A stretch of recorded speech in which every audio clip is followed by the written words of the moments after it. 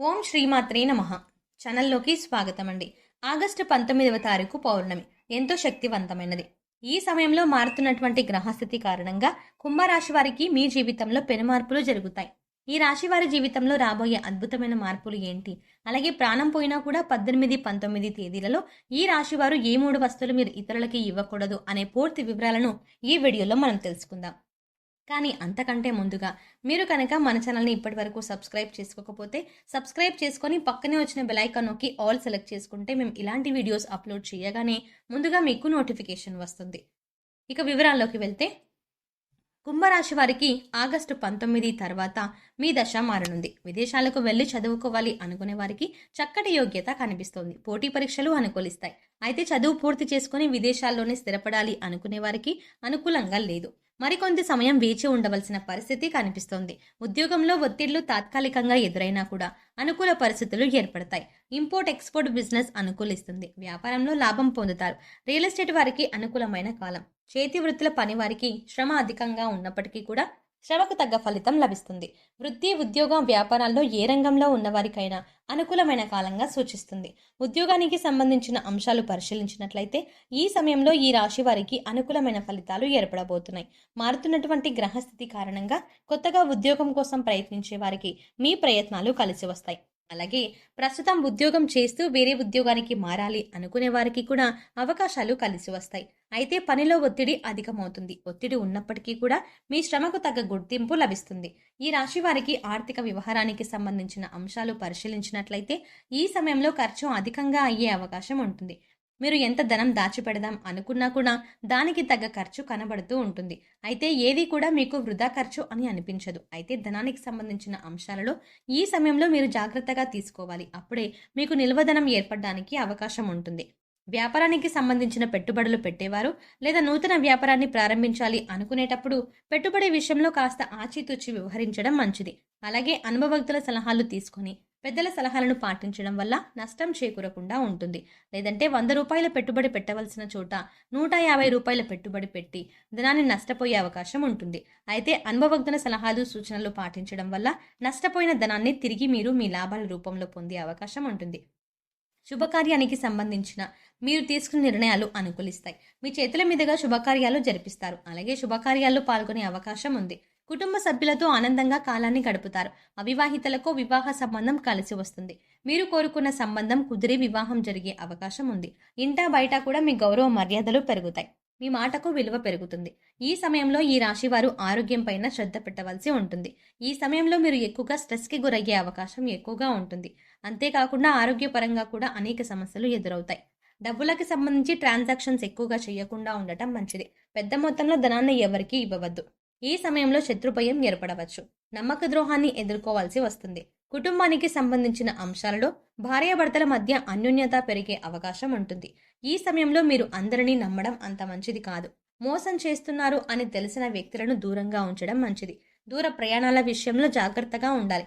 మీకు సంబంధించిన వస్తువులను జాగ్రత్తగా పెట్టుకోవాలి. అయితే యోగవంతమైన ఫలితాలను పొందటానికి ఈ సమయంలో మీరు కొన్ని పనులు చేయకూడదు.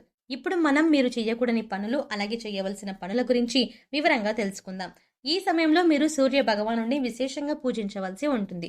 రోజు ఉదయాన్నే ఉదయిస్తున్న సూర్యుడికి నమస్కారం చేసుకోండి. అలాగే ప్రతిరోజు సూర్యుడికి ఆర్జం ఇవ్వడానికి ప్రయత్నించండి. ప్రతిరోజు కుదరకపోతే కనీసం ఆదివారం రోజున సూర్యుడికి ఆర్జాన్ని ఇవ్వండి. ఇక ఈ సమయంలో మీరు స్నానం చేసే నీటిలో ఒక ఎరుపు రంగు పుష్పాన్ని వేసుకొని స్నానం చేయడం వల్ల సూర్య భగవానుడి అనుగ్రహాన్ని పొందుతారు. సూర్యుడికి ఆర్జ్యం సమర్పించే సమయంలో కూడా ఒక ఎరుపు రంగు పుష్పాన్ని నీళ్ళలో వేసుకొని సమర్పించడం వల్ల మీరు విశేషమైన ఫలితం పొందుతారు. ఇక మీరు ఈ సమయంలో ప్రాణం పోయినా కూడా ఎవరికి కూడా ఇవ్వకూడని 3 వస్తువుల గురించి తెలుసుకుందాం. ఈ సమయంలో మీరు మీ బంగారు వస్తువులను ఎవరికీ ఇవ్వకండి. ఈ గొలుసు బాగుంది, ఒకసారి వేసుకొని ఇస్తాను అని ఎవరైనా అడిగినా కూడా ఈ సమయంలో మీరు బంగారం వస్తువులను ఇవ్వకండి. ఇది మీకు దురదృష్టాన్ని తీసుకువస్తుంది. అలాగే ఇది లక్ష్మీదేవికి ఎంతో ఇష్టమైన మాసం. అందుచేత లక్ష్మీదేవిని సూచించే వస్తువులను కూడా ఈ సమయంలో ఎవరికీ ఇవ్వకూడదు. ఈ సమయంలో మీరు ఉప్పును ఎవరికీ ఇవ్వకండి. అలాగే పాలు, పెరుగు కూడా ఈ తేదీలలో ఎవరికీ ఇవ్వకుండా జాగ్రత్త పడండి. ఈ చిన్న చిన్న జాగ్రత్తలు పాటించినట్లయితే లక్ష్మీదేవి కటాక్షం మీపై ఉంటుంది.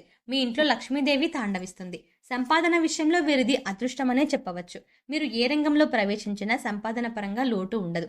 అలాగే వీరు సాంఘిక కార్యక్రమాల్లో బాగా రాణిస్తారు. ఫోటోగ్రఫీ, చిత్రలేఖనం వంటి వాటిపై వీరికి ఆసక్తి ఎక్కువగా ఉంటుంది. వీరికి అదృష్ట సంఖ్య 6, అదృష్ట రంగు తెలుపు, అలాగే అదృష్టాన్ని తెచ్చే వారం శుక్రవారం.